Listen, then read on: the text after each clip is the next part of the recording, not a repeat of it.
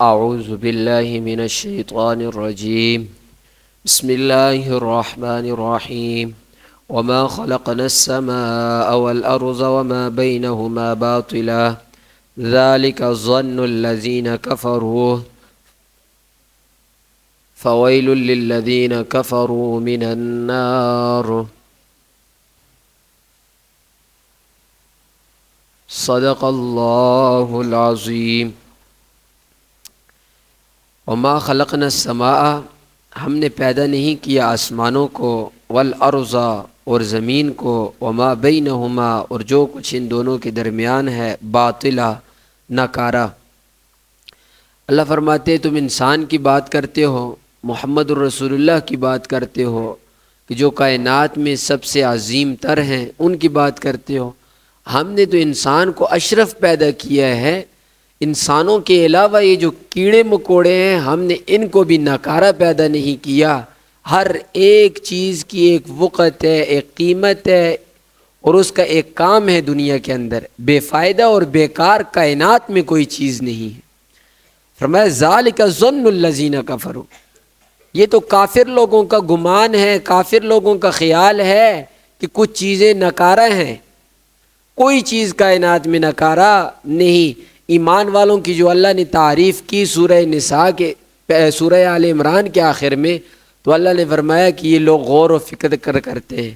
یتفکرون فی خلق السماوات والارض، غور و فکر کس چیز میں کرتے ہیں؟ کرنے کے بعد کہتے ہیں ربنا ما خلقت ھذا باطلا، اے پروردگار تو نے کوئی چیز ناکارہ نہیں کی۔ ایمان والوں کا یہ نظریہ، اور کافر کہتے ہیں سب بیکار ہے۔ فویل للذین کفروا من النار، کافر لوگوں کے لیے بربادی ہے، ہلاکت ہے، آگ کا عذاب ہے۔ ام نجعل الذین آمنوا وعملوا الصالحات، اللہ فرماتے ہیں کیا ہم کرتے ہیں ان لوگوں کو جو ایمان لائے اور نیک اعمال کرتے رہے، کالمفسدین فی الارض، فسادیوں کی طرح جو زمین کے اندر ہیں۔ وہی بات، دو چیزیں کبھی برابر نہیں ہو سکتی، اچھائی اور برائی، اچھے لوگ اور برے لوگ کبھی برابر نہیں ہو سکتے۔ اللہ فرماتے ہیں ہم یہ کریں گے کہ بروں کو اور اچھوں کو ملا دیں، کبھی نہیں ملا سکتے۔ کئی مثالیں قرآن میں ہیں۔ حل یستوی الاعمی والبصیر، اللہ فرماتے ہیں کیا اندھا اور دیکھنے والا برابر ہو سکتے ہیں؟ حل یستوی الذین یعلمون والذین لا یعلمون، کیا جاننے والا اور نہ جاننے والا برابر ہو سکتے ہیں؟ یعنی عالم اور جاہل برابر ہو سکتے ہیں؟ اللہ فرماتے ہیں نہیں ہو سکتے۔ اللہ فرماتے ہیں جیسے وہ نہیں ہو سکتے، ایسے ہی ایمان والے اور کافر کبھی ایک جیسے نہیں ہو سکتے۔ آگے فرمایا ام نجعل المتقین کالفجار، کیا ہم کرتے ہیں پرہیزگار لوگوں کو گنہگار لوگوں کی طرح؟ نہ، کبھی نہیں ہو سکتا۔ ایک آدمی ہے زندگی ساری اللہ کی نافرمانی میں گزاری، وہ آدمی متقی آدمی کی طرح کبھی بھی نہیں ہو سکتا۔ یاد رکھیں اللہ انصاف والا ہے، اللہ انصاف کرنے والا ہے۔ اللہ فرماتے ہیں میں کبھی بھی ان دونوں کو برابر نہیں کرتا۔ آگے فرمایا کتاب انزلناہ الیک، ہم نے کتاب نازل کی کس کی صورت میں؟ قرآن کی صورت میں۔ الیک، آپ کی طرف ہے محمد الرسول اللہ، مبارکن، یہ برکت والی ہے۔ قرآن کی برکت کیا ہے؟ کہ قرآن کے مطابق زندگی گزارے۔ حسن بصری رحمہ اللہ تعالیٰ کا قول ہے، وہ فرماتے ہیں اللہ کی قسم جس کے قبضے میں میری جان ہے، وہ فرماتے ہیں قرآن کے اندر جب تک انسان غور و فکر نہ کرے قرآن میں تدبر نہیں کر سکتا۔ اور قرآن کا تدبر کیا ہے؟ کہ قرآن کو اپنی زندگی کے اندر لائیں۔ صرف اور صرف قرآن پڑھنے سے آپ کو ثواب ضرور ہوگا، لیکن تدبر والا ثواب آپ کو نہیں ملے گا۔ کالے حروف رٹ لینا یا کارے حروف پڑھ لینا یہ انسان کی زندگی بنانے میں کام نہیں آتے جب تک کہ قرآن کے اوپر عمل نہ ہو۔ عمل ہوگا تو زندگی بنے گی۔ مقصد کیا ہے؟ لیتدبروا، تاکہ لوگ تدبر کریں، غور و فکر کریں آیاتی ہی، اس کی آیتوں کے اندر، وَلِيَتَذَكَّرَ أُولُو الْأَلْبَابِ، تاکہ نصیحت حاصل کریں عقل مند لوگ۔ قرآن سے نصیحت حاصل کرنے والے عقل مند ہے، اور جو قرآن سے نصیحت حاصل نہیں کرتے وہ عقل مند نہیں۔ دنیا کی جتنی ڈگریاں حاصل کر لے، اللہ کے کاغذوں کے اندر وہ عقل مند نہیں۔ عقل مند وہ ہے کہ جو قرآن کے اوپر عمل کرے۔ فرمایا وَوَهَبْنَا لِدَاوُودَ سلیمان، ہم نے عطا کیا داؤد علیہ السلام کے لیے سلیمان علیہ السلام، یعنی باپ بیٹا تھے۔ نعم العبد، کتنے ہی اچھے بندے تھے، انہو اواب، وہ اللہ کی طرف رجوع کرنے والے تھے۔ اذ عرض علیہ بالعشی الصافنات الجیاد، جب پیش کیے گئے ان کے اوپر شام کے وقت صافنات الجیاد، عمدہ قسم کے گھوڑے۔ سلیمان علیہ السلام مجاہد آدمی تھے، یعنی جہاد کے ساتھ شوق رکھنے والے آدمی تھے۔ تو جو مجاہد آدمی ہوتا ہے وہ اپنے گھوڑوں کے ساتھ سخت ترین محبت کرنے والا ہوتا ہے۔ کس لیے؟ کہ اللہ کے راستے کے اندر انہیں دوڑاؤں گا۔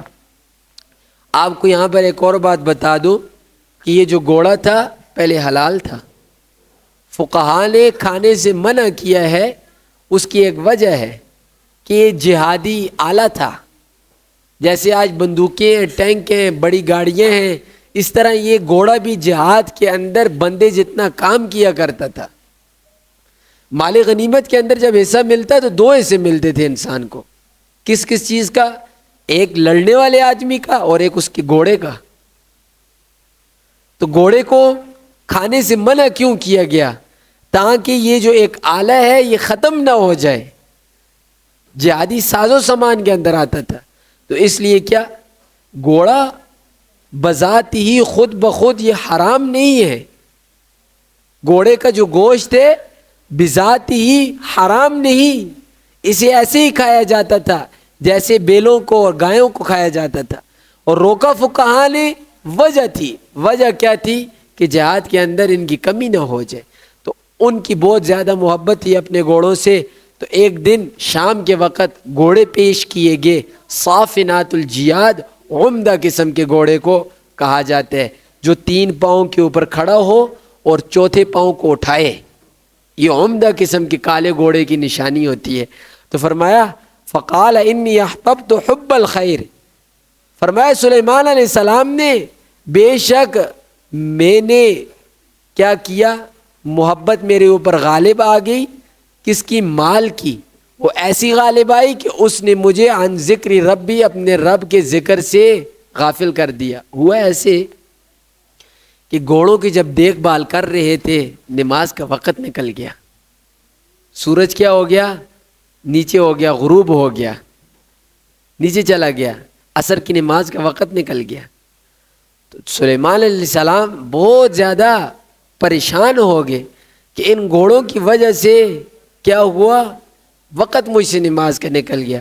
اب آگے روایات مختلف ہیں کہ انہوں نے گھوڑوں کی ٹانگیں کاٹ دی، اور بعضوں نے کہا دم کاٹ دیے، بعضوں نے کہا ذبح کر دیے گھوڑے، واللہ عالم۔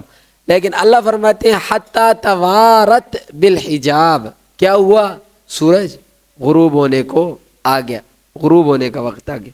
اردوہا علیہ، جب انسان اللہ کے دین کی خاطر اپنے مال کی قربانی دیتا ہے، اپنی جان کی قربانی دیتا ہے، یاد رکھ لے اللہ کا ایک اصول ہے، اللہ وقتی طور پر اسے دکھلاتے ہیں کہ تیرے مال میں کمی آئی ہے، لیکن اللہ دگنا چگنا اسے واپس کر دیتے ہیں۔ سلیمان علیہ السلام نے گھوڑوں کے ساتھ جو کچھ کیا وہ اللہ کو علم ہے، لیکن اللہ نے کیا کیا؟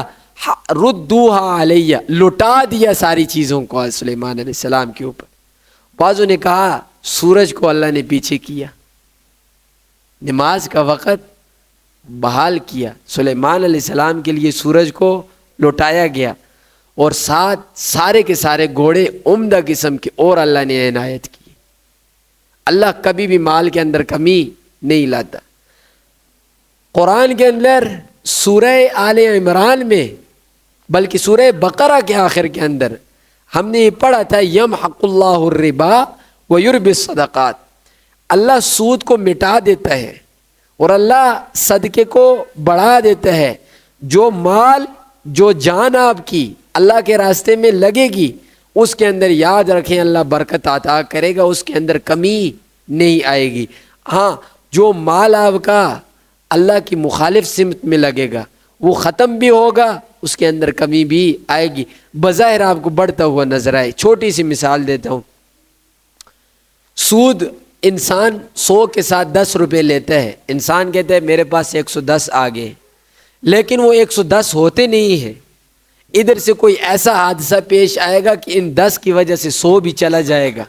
یہ ہوتا ہے، فلاں کو فلاں بیماری لگ گئی، حادثہ پیش آیا، ٹانگ ٹوٹ گئی، کوئی مر گیا، کتنے ہی معاملات انسان کے ساتھ لگے ہوتے ہیں، وجہ کیا ہوتی ہے؟ حرام کا پیسہ۔ برطرف دوسری جگہ پر دیکھیں، ایک آدمی کے پاس 1,000 ہوتا ہے لیکن حلال طریقے سے آیا ہوا ہوتا ہے، وہ کیا ہوتا ہے؟ اللہ اس کے اوپر پریشانیاں نہیں بھیجتے، وہ 1000 کے ساتھ اس کے سارے کام ہو جاتے ہیں، وہ 1,00,000 جس نے سود کے ساتھ لیا ہوا ہے اس کے کام نہیں ہوتے۔ اب اس کی مثال یہ ہے، کتے، بکری، کتے اور یہ دوسری تیسری چیزیں، سانپ وغیرہ، آپ دیکھتے ہیں یہ کتنے بچے دیتے ہیں؟ ایک ایک کتیا 6 7 بچے بھی دیتی ہے، سانپ سینکڑوں کی تعداد میں دیتا ہے، کتنی زیادہ ان کی نسل ہے، لیکن ریوڑ ان کا آپ نے کبھی دیکھا ہے؟ کتوں کا ریوڑ جا رہا ہو؟ نہیں دیکھا۔ کیوں؟ برکت نہیں ہے اس کے اندر، یہ ختم ہوتے ہیں۔ برخلاف دوسری جگہ پر اگر آپ دیکھیں تو بکری کتنے بچے دیتی ہے؟ 1 2، لیکن کیا ان کے ریوڑ بکریوں کے آپ کو نظر آتے ہیں؟ دمبے اور اسی طریقے سے ساری چیزوں کے ریوڑ آپ کو نظر آتے ہیں، وجہ کیا ہے؟ برکت ہے۔ یہی مثال ہے۔ تو فرمایا ہم نے کیا کیا؟ لٹایا، ساری چیزیں ہم نے سلیمان علیہ السلام کو دے دی۔ فَطَفِقَ مَسْحًا بِالسُّوقِ وَالْأَعْنَاقِ، سلیمان علیہ السلام کیا کر رہے تھے؟ مسح کر رہے تھے ان کی گردنوں کے اوپر اور ان کی ٹانگوں کے اوپر، یعنی محبت کے اندر آئے تھے نا۔ جب انسان کسی جانور سے محبت کرتے ہیں تو اس کی گردن کے اوپر ہاتھ پھیرتا ہے اور